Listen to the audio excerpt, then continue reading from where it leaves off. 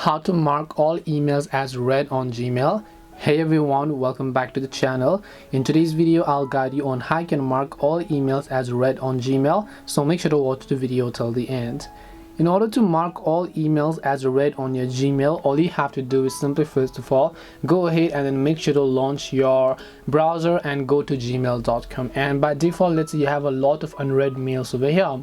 So what do you do if you want to make sure that you have marked all of this as read? Now by default on the main home screen it will show you 50 of those mails, right?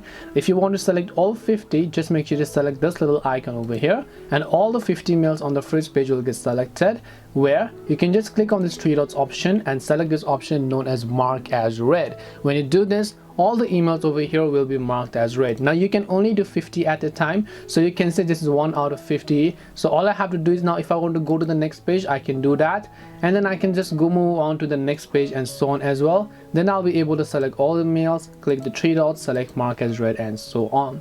So this way you'll be able to go ahead and then mark all emails as read on Gmail. Hope this video was very helpful. If you have got any more questions, feel free to also leave them down. Thank you very much for watching till the end of the tutorial, and see you soon in the next video.